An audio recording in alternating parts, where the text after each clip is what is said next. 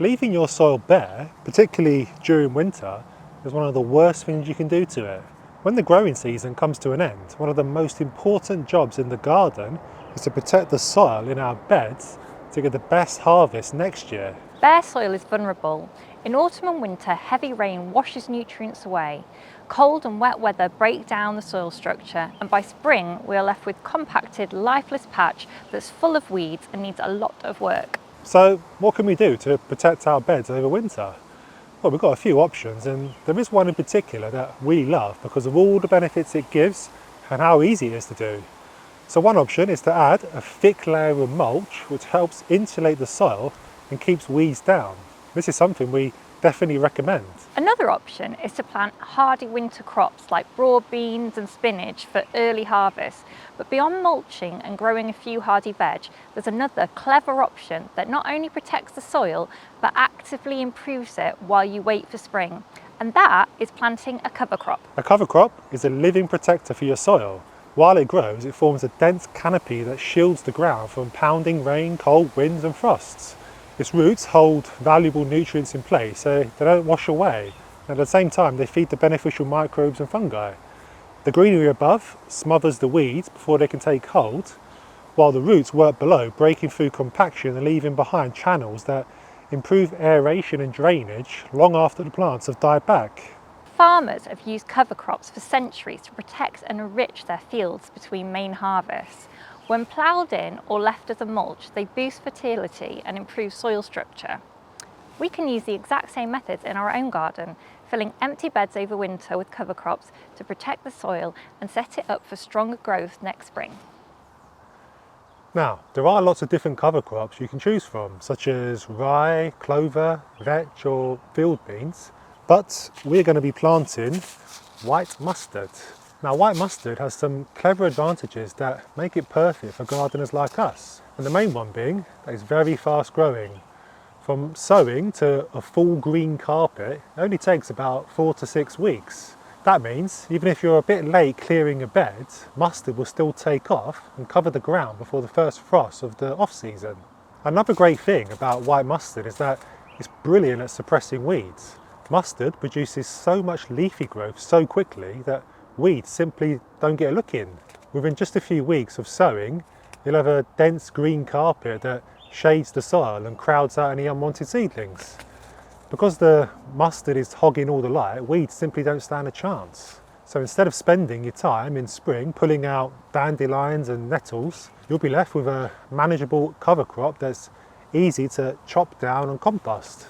So it's a really clever way of letting the plants do the hard work for you.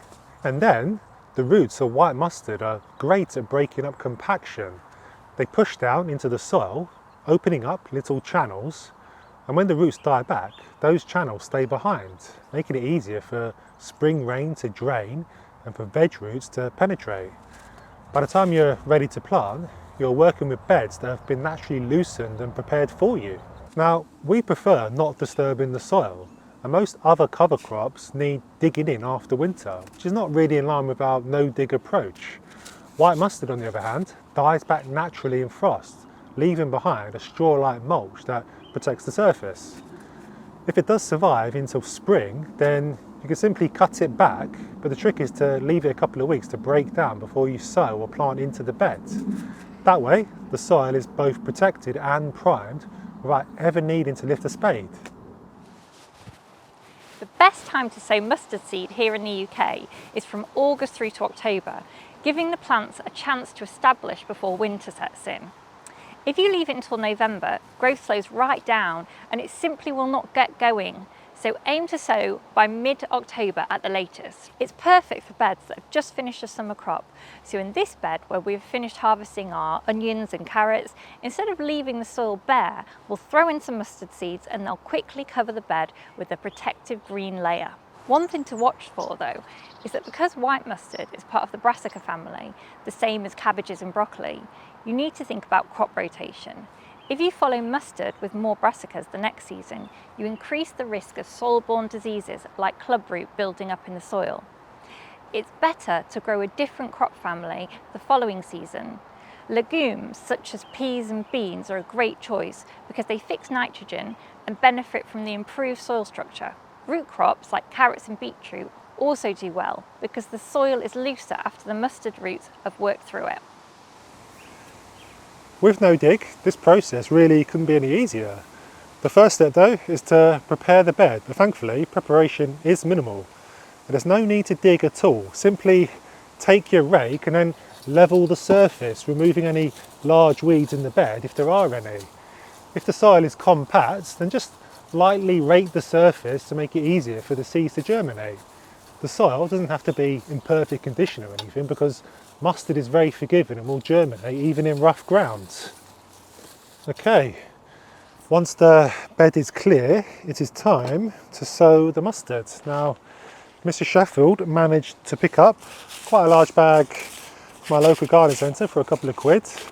So that just goes to show that what a good budget option that cover crops can be. So you should be able to easily find some of this from your local garden centre. So to sow, take a handful of seed and scatter it evenly across the bed. Aim for a light sprinkling, similar to if you were spreading grass seed. You're not after neat rows or anything like that. Don't worry too much if it's too thick in some areas, as it's not really that fussy. Okay, so that is most of my packet used. So the next stage is to grab your rake and just lightly rake it in so that the seed has good contact with soil.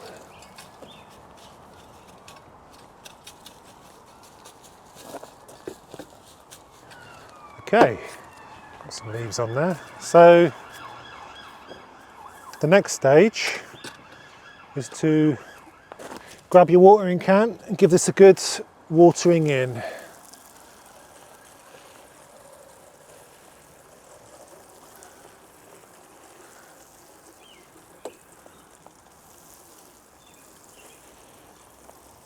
So that's a whole watering can there on this bed. So that is the job done basically. So from here you can pretty much leave it alone. Within a week you will see tiny seedlings emerging, and in 2 to 3 weeks the bed will be completely covered in lush green growth. It's a cheap, quick and easy way to protect and improve your soil right through the winter months. Because it's not a hardy perennial, mustard will not survive frost in the UK.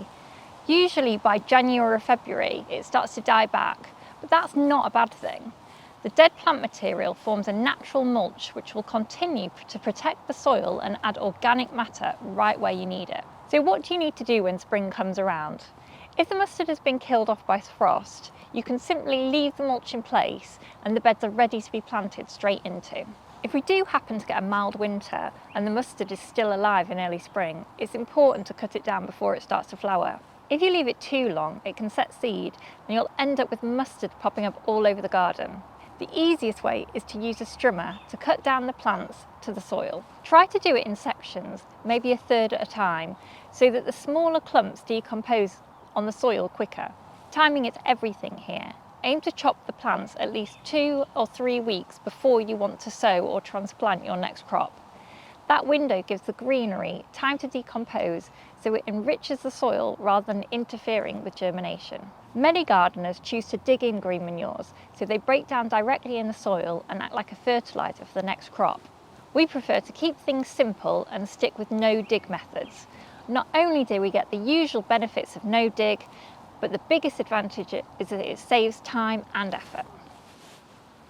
Building soil health is so important, and cover cropping is just one of the tools we have to do that. The truth is, it's much better to ditch the fertiliser and focus on soil health instead. In this video, we show you why, so make sure you watch that next.